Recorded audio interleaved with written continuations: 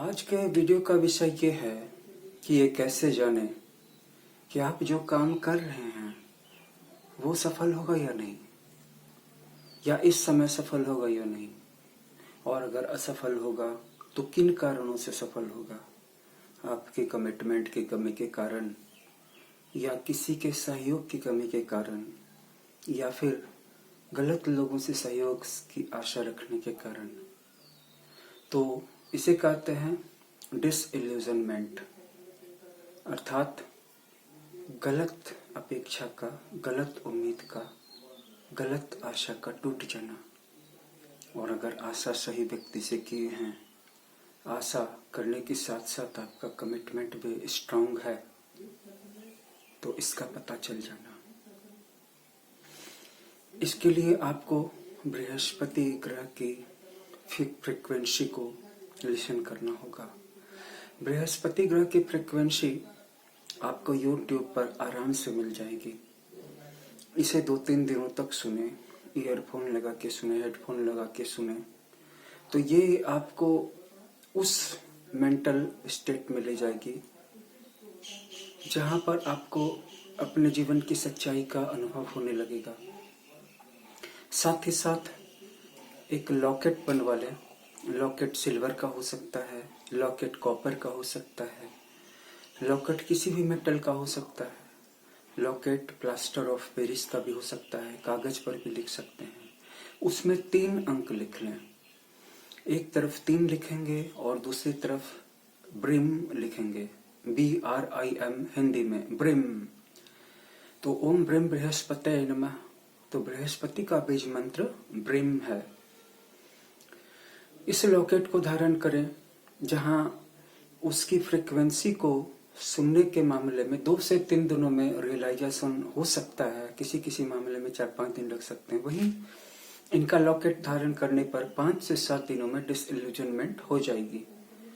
अगर आपका कमिटमेंट सच्चा है और आपने सही लोगों से सहयोग किया है, या फिर आपने सहयोग की अपेक्षा नहीं की है, न तो सहयोग का लेन किया है, न देन किया है, न अपेक्षा ही की है, तो इस स्थिति में सारा काम आपको खुद ही करना होगा। तब भी ये पता चल जाएगा कि ये इसके लिए सही समय है या नहीं, या कहीं ऐसा तो नहीं है कि आपने एंटायरली गलत कार्य का चुनाव कर लिया है।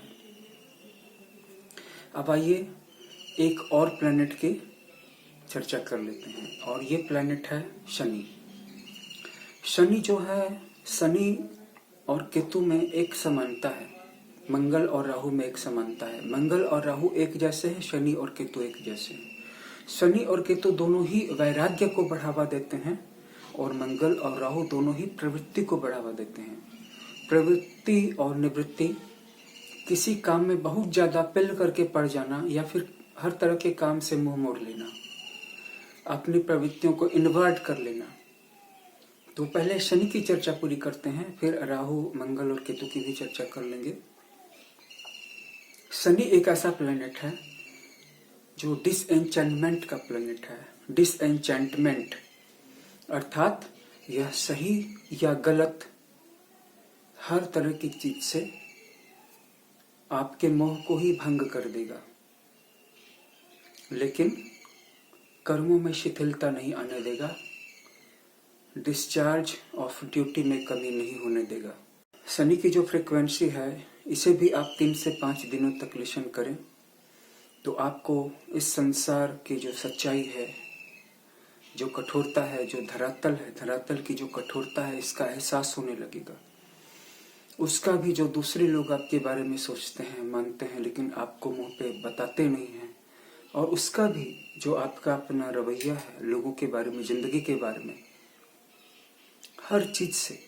हर चीज की सच्चाई आपको पता चलने लगेगी, और आपका डिसएंचेंटमेंट हो जाएगा, मोहभंग हो जाएगा।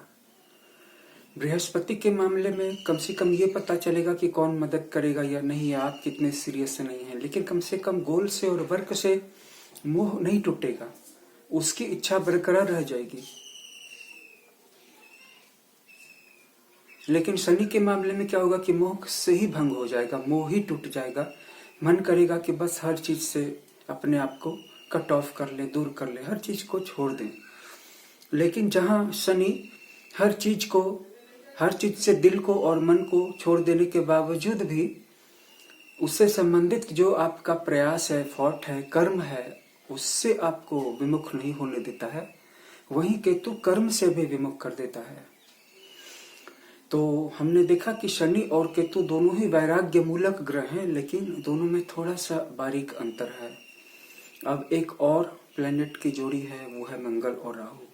मंगल और राहु दोनों आपको एक जुनून, एक अभियान के तरह, एक मिशन के तरह और भड़कती हुई इच्छाओं के तरह एक खास मोड में ले जाते हैं। वहां ले जाकर के आपको किसी भी इच्छा के पीछे पागल कर देते हैं, चाहे जीतने का जुनून हो या पाने का जुनून हो। और ये ओवर अटैचमेंट के हैं दोनों प्लेनेट। ज्यादा से ज्यादा अटैचमेंट बढ़ जाएगा, ज्यादा से ज्यादा आसक्ति बढ़ जाएगी। तो इनकी भी अपनी फ्रिक्वेंसीज मौजूद हैं। आपको जिस तरह की जरूरत हो आप उसका सहारा ले सकते हैं। तो इस वीडियो में इतना ही।